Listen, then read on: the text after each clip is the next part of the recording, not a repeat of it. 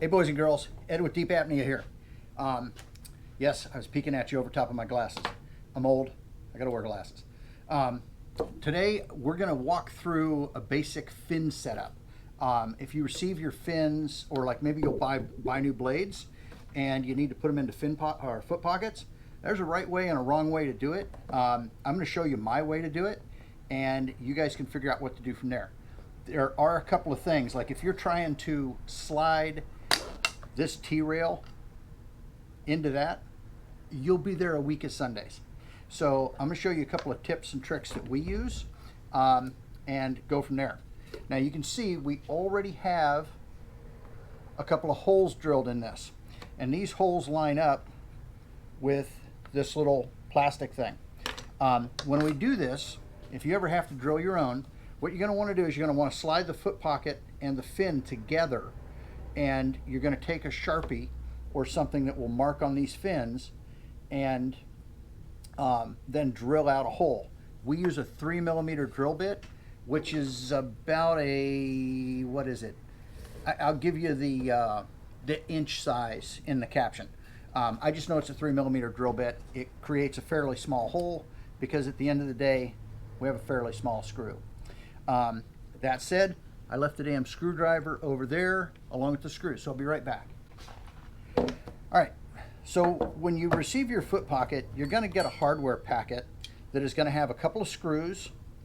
It's going to have this little thing here with the posts. It's going to have a backer plate, and it's going to have a couple of clips. Figure you guys can all see that. That is going to come with your foot pockets. And if it doesn't, you need to contact the manufacturer and get the right things, because a lot of these foot pockets will not fit from one to the other. Now, if you have like the Neptonic feather lights and you have the, what are these things? These are Spear Pro, I don't know, it's their Spear Pro generic pocket. This pocket is basically the same across like 10 different brands. And an easy way to recognize it, you'll see like there's this little name badge here. And if that little name badge is the only thing that's different from foot pocket to foot pocket, chances are it's the same damn foot pocket. You can also look at the back. You'll see this little pattern right here. You'll see this viewing port. You'll see things are pretty much the same from foot pocket to foot pocket. Now there are some other foot pockets on the market, like the JBL pockets, Pathos, let's see, SIAC, Cressy, the Bushots. Those foot pockets are all very different. So just a heads up. So in this case, I've already got these little clips on here. I don't need them on there. So I'm just going to pop them off.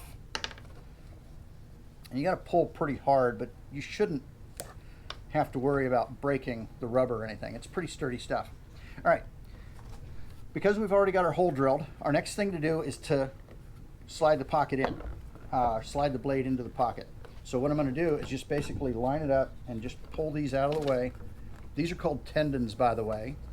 And we're just going to slide it down. And I'm going to get it in there, look at it, and you can see how I've got my holes lined up with the holes in the blade. Okay? Real important. The first thing you want to do before you start trying to put the tendons on is you want to go ahead and put this dude on and fasten it in place. If you don't do that, it's going to slide around as you're pulling on it, and you will never get these holes to line up. You'll just have to pull the tendons back off. If you've done it 100 times, it's not hard, it's not a big deal. If it's your first time doing it, it's gonna suck for you. Okay, so we put the post deal in, and you can see we got a couple of holes. I'm gonna try and hold that up close. Hopefully you can see that.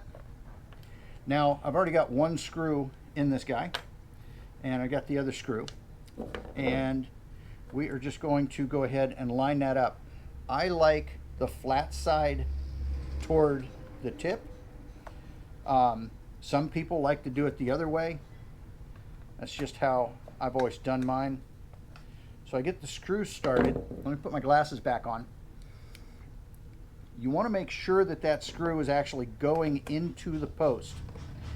Another big thing here is we don't want to crank down on the screws and drive them into the post. You just basically you just want to turn it until it's tight or snug. Don't like go wrenching on it. And remember, metal and plastic, metal's always going to win. So I'm just going to kind of screw these down. You can see it's really all we're doing at this point. Just screwing it in. And I'm just kind of walking it down so that it's snug on the bottom. Now, I've got a little bit of a gap.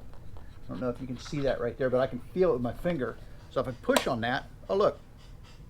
So now it's flat, but we've created a little bit of gap on the back. So now that I've got the screw pretty much in there, I'm going to go ahead and set that up. And we're just going to finish fastening this. So we'll screw it down. When I get resistance, I stop. Screw it in, same thing. Got resistance, getting tight.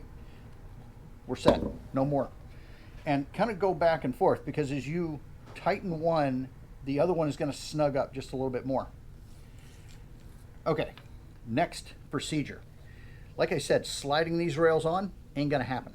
Lubrication, yeah, that's great. Ain't really going to help. So your fins should come pre-cut like this, or I should say your blades. So you can see how we've got the rail is higher and it's lower here. That is so we can put the tendon on and it'll hold in place. And you can see we do a black and a blue. The reason we do the black is a much harder material, and we want something pretty sturdy holding onto this tendon. The blue is a little bit, it's prettier, but it's a little bit lighter weight material.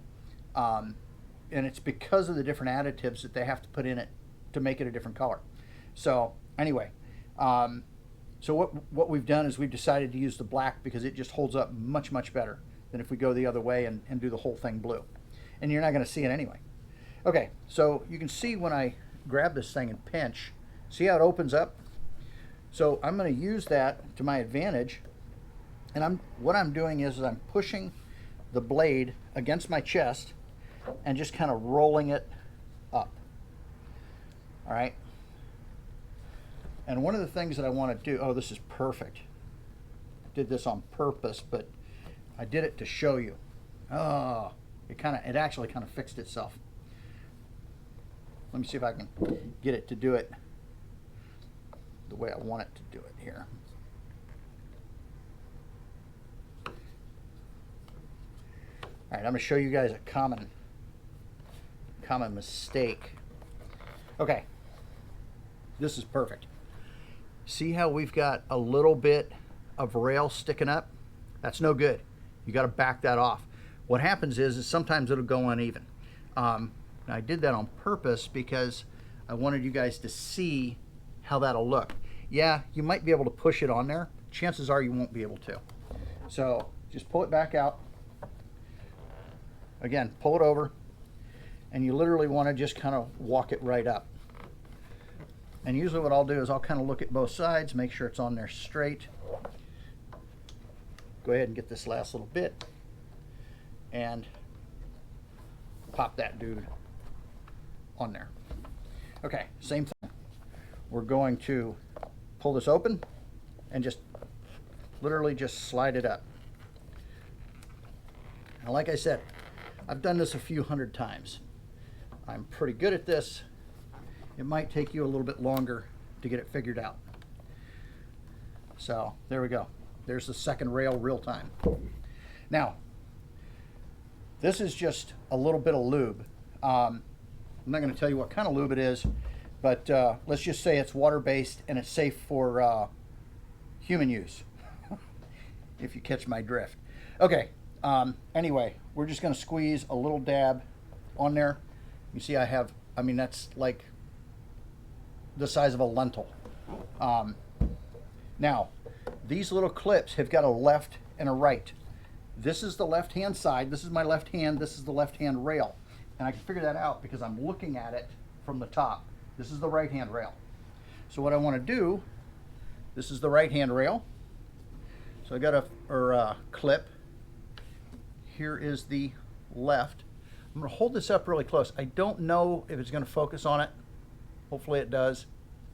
But it's got a little tiny L. So I'm going to take that. Whoops. Shucks. That one's gone forever. Fortunately, I have two. I'll go get it in a second. But we're going to take that and we're going to place it on the bottom of the rail like that. Okay. Now, I'm going to take my butter knife here and I'm going to insert it under there. That's what that lube was for, partially to allow me to slide the knife in easier. The other thing it's going to do, you can see I'm literally just holding onto this and pushing a little bit, and it drops right over. There we go. Super easy. If you try to push this thing on and like manhandle it, good luck. You'll be here for a month. In fact, once upon a time, I used to cut these damn things off because they were so frickin' frustrating. And the old owner of Deep Apnea showed me how to put these on very easily using the butter knife method. Now this one I'm going to do backwards so that the camera can see it better. See if I can figure out which way it's supposed to go. I believe that is the correct way. So I'm going to slide it in like that. We're just going to I'm going to push down. Oop, gravity is not helping me as much as I had hoped. There we go. It's going.